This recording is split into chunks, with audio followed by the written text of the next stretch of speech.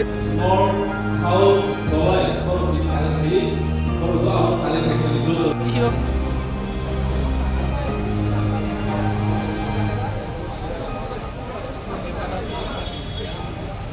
issues, because the village council is also coming closer. Was there any discussion regarding? No. We are, first of all, I wanted to make my people understand what are the points we have raised in the TRIPURA Accord and what is the negotiations happening in Delhi. It is very important that our people know what are the talks which are happening and which are the agendas. So I put it across to my party members, especially at the block and district level. Second thing is we have also distributed membership forms today, and I have also said that we have to we have to understand one thing, that agar batoge to katoge. So we want, if we divide ourselves today, we will get nothing. So today was also a talk to all my grassroots workers to understand how we should be working in the build-up towards a better tomorrow for our people. Elections will come and go, but our commitment to our people and our community must be paramount, and that is something which I wanted to ensure tonight. As you earlier also said, the second round of talks are very close. Very close. Yes. So what can we expect? We expect that there will be a full-fledged presentation by the TTADC to the Home Ministry. We expect the state government to send its 2 representatives. I myself, Mr. Rankhal also will be there, and it should happen by the by the end of November. We are expected that we will be called for this talk. I've had a word with Mr. Mishra, and he has said that after the 16th or 20th, he will be fixing a date for us to come and discuss this in Delhi. Any timeline for these talks to complete? See, it depends. If I today say everything is all right, then we will get something. But if we have to ask something which is concrete, if we have to keep persevering, and we have to also see how the state government is looking at a demand. If all three are in harmony, I don't see why we can't have a quick resolution. But if one side sticks to its demand and does not agree to the other, then there may be some bottlenecks which will take time and maturity to negotiate.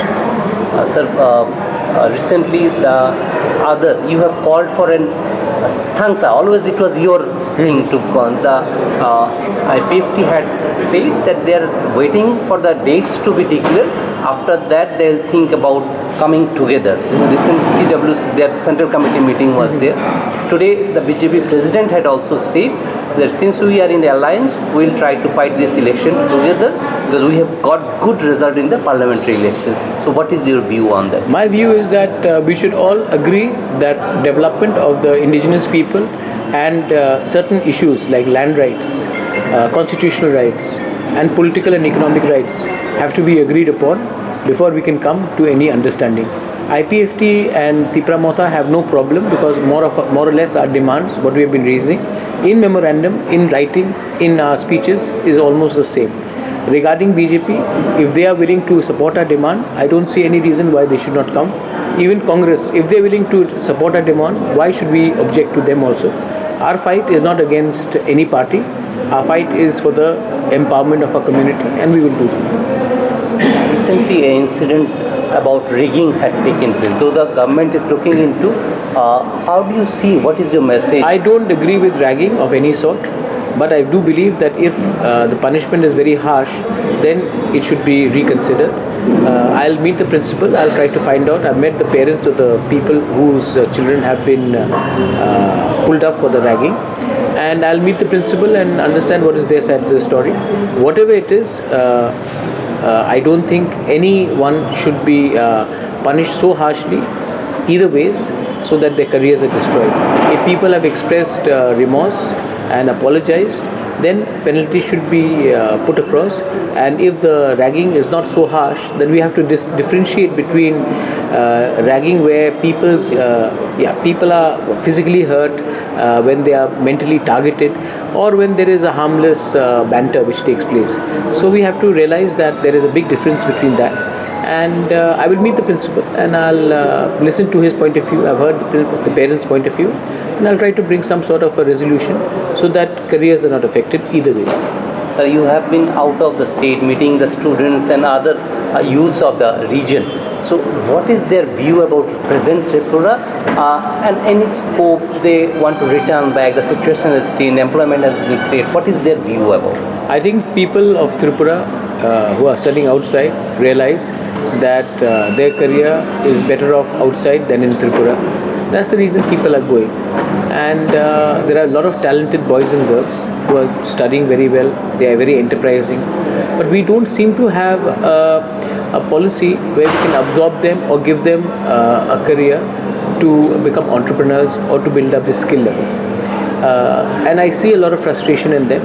I meet them because it's very important for me to also articulate that what I'm trying to do for them, and it's very important for me also to listen to what they are trying to, what they're thinking is, what is in their heart.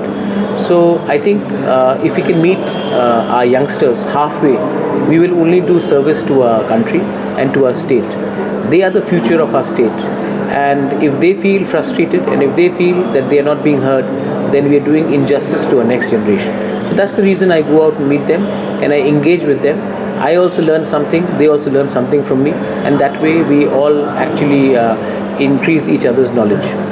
And the last question, sir, when you say we have to keep patience to get the fruits, particularly these talks, hang on, one of your MLA recently we have seen, he have raised question about the number of seats that Tripura Mota has diverted from its own demand, that is the Greater Tripura Land, and that you have made wait for BJP to win this election. On particularly Chittaranjan, the Burma had raised. Regarding his statement, I think I'll deal with him at a different level, not through the media. And as today you can ask any of my people, I have not given up my demand for Greater Tripura Land. And I think there are processes in the party, and if someone has made a statement like this, I'm not aware that he has made a statement.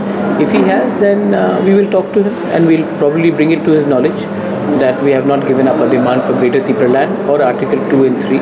It is very clear, and even today I've articulated that to him. And made way for BJP. No, you can't make way for BJP. BJP did not come to power in Delhi because of Tripura Motha.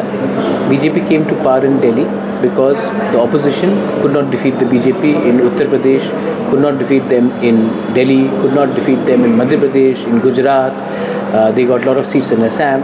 It is not because of Tripura Motha that BJP is in power in center.